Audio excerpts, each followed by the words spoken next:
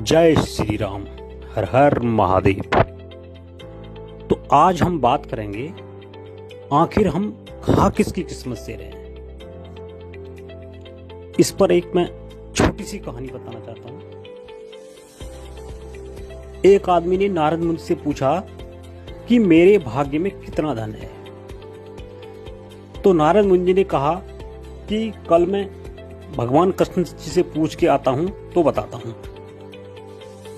दूसरे दिन नारद मुनि जी ने उस आदमी को कहा कि तुम्हारे भाग्य में 10,000 रुपये पर महीने की कमाई है। वो आदमी बहुत खुश रहने लगा और उसका गुजारा जो है 10,000 में अच्छी तरह हो जाता था और वह उसी में प्रसन्नचित रहने लगा। एक दिन उसके मित्र ने कहा कि मैं तुम्हारी सादगी देखकर मैं तुमसे बहुत खुश हूं और मैं अपनी बहन की शादी तुमसे करना चाहता हूं। तो उस आदमी ने कहा मेरी कमाई सिर्फ 10,000 पर महीने है, तो ये बात आपको ध्यान में रखनी पड़ेगी।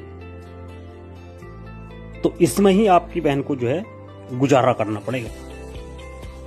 उसके मित्र ने कहा कोई नहीं, मेरे को कोई दिक्कत नहीं, मेरे को जो है यह रिश्ता मंजूर है। तो कुछ दिनों बाद क्या होता कि उस आदमी की कमाई जो 10,000 से सीधे 15,000 पर महीने शुरू होगी। तो उसने नारद मुनि जी से पूछा कि मेरे भाग्य में आपने जो बताए थे 10,000 पर महीने बताए थे, लेकिन अब मुझे क्या कि 15,000 रुपये पर महीने मिलने लग गए। तो नारद मुनि जी से उस आदमी से पूछा कि क्या किसी से तुम्हारा रिश्ता या सगाई हुई है? तो उस आदमी ने बोला हाँ हुई तो है। तो मुनि ने कहा कि जो 5,000 के हैं वो उसके भाग्य के तुम्हें मिल रहे हैं जिससे तुम्हारी सगाई या रिश्ता होना है। तो इसको तुम जो है आज से जोड़ना शुरू करो, तुम्हारी शादी में काम आएंगे। कुछ दिनों बाद उस आदमी की शादी हो जाती है और कुछ महीनों बाद जो है वो पापा बनने वाला हो जाता है।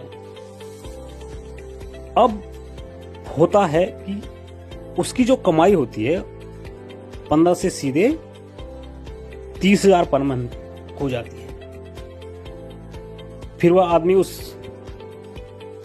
आदमी जो है नारद मुनि जी के पास जाता है और पूछता है कि मेरे भाग्य में 10 थे और मेरी पत्नी के भाग्य में जो है आपने मेरे को 5,000 बताया, तो मेरी 15,000 रुपये पर मंथ इनकम थी।